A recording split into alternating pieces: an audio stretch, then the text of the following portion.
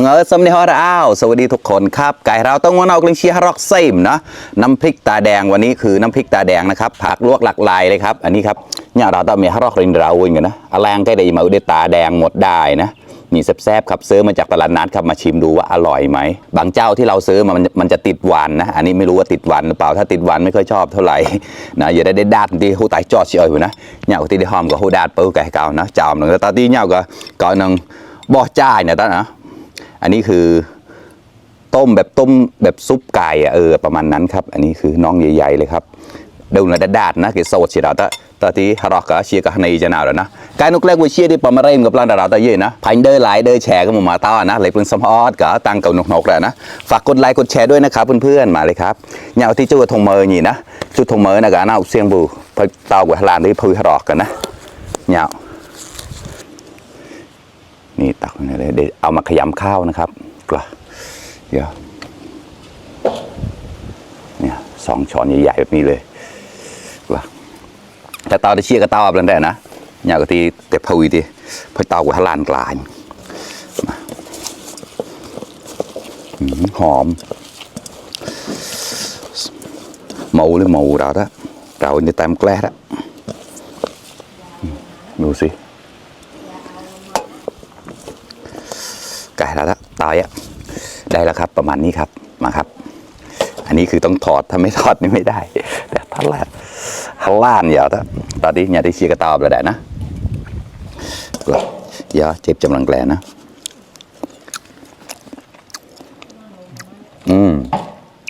ไม่หวานชอบข้อเกิดแล้วก็เชียบเบาหนึ่งอันนี้คือถั่วฝักยาวลวกนะบอกแล้วได้ใหญ่ๆแล้ว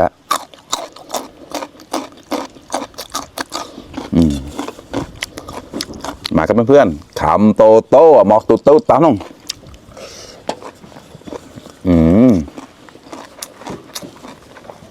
อร่อยใช้ได้ข้อมากันชอบเลยครับเดี๋ยวต้องจำไว้เจ้านี้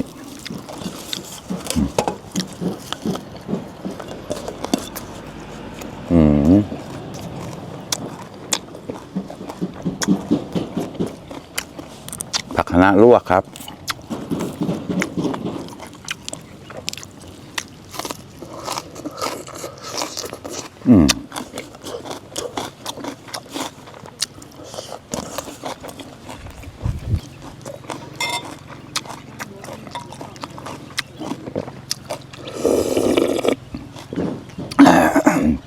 ขอฮะ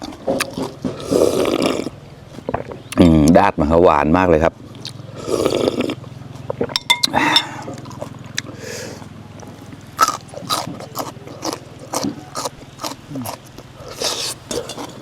ก็วิชิปอนก็มันจ่อยแล้วนะใครที่ยังไม่ได้กินข้าวมากินข้าวด้วยกันนะครับเพื่อนๆมาครับคำโตโต้หมอกตุ๊ดตามลง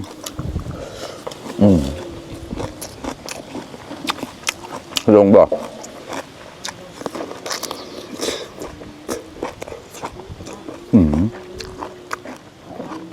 เปล่า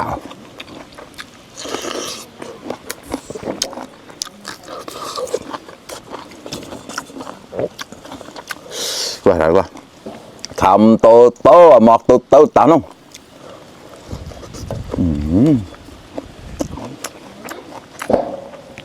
อร่อยมากผักชีอะไรก็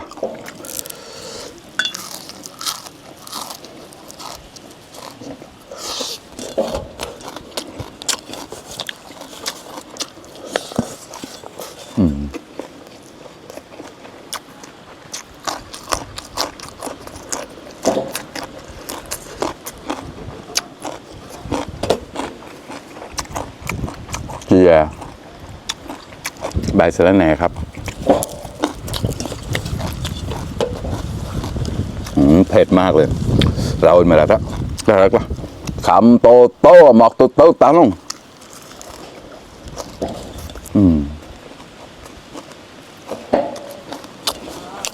เผ็ดแต่อร่อยเรามันแช่กับเราครอบไว้แล้ว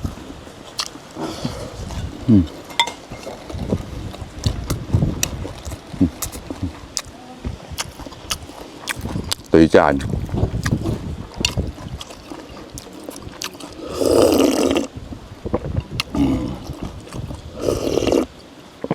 là thật là hay không màครับคำโตโตหมอกโตโตเต้าน้อง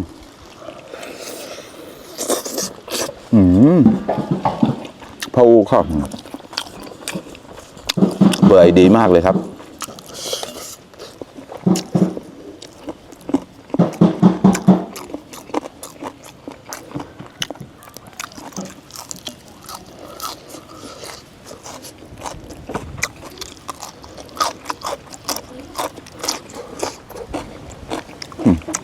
แบงบอก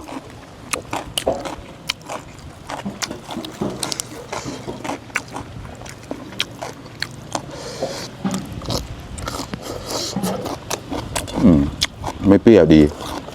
รีบแสบเลยนะข้อครับ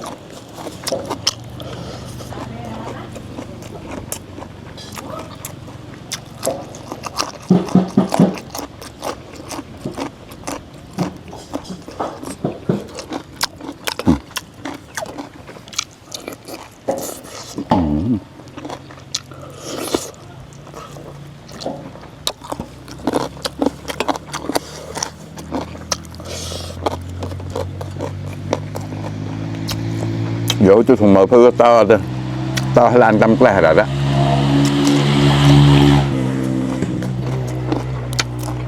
เดี๋ยวจะถุงมือ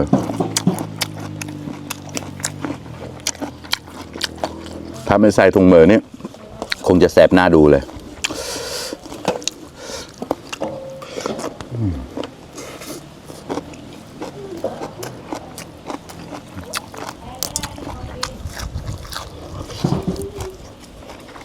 ก็รัดมันน้ำเจ้าแล้วนะมะม่วงติดดอกเยอะมากเลยดูสิมะม่วงน้ำดอกไม้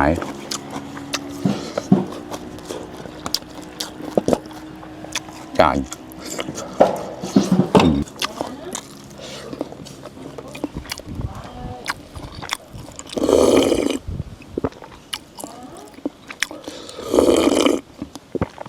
เราเนี่ยแล้วขอไปก่อนเราแขวะจานอย่างนี้ครับเสียงดิหาลานกันเป็นหมาปุ๊บ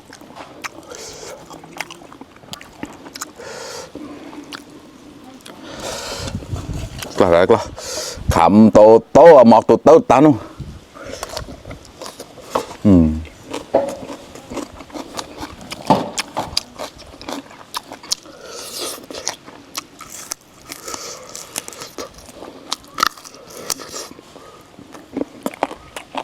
เลี้ยงบางเสียมบอกฮะ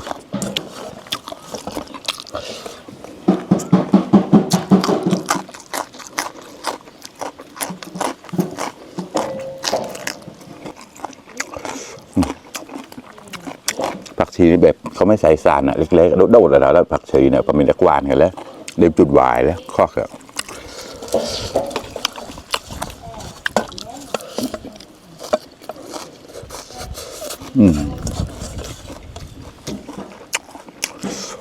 แบบ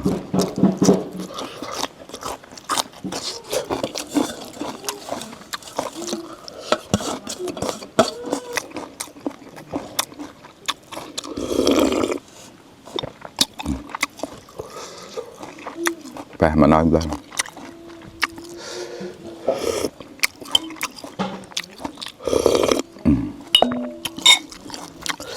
พูเข้ามากันแล้วตามมันใจสีพีได้นะเดี๋ยวพูระวมเลยเลยกลับมาครับเพื่อนขำโตโตหมอกโตโตอะไรอย่างนั้น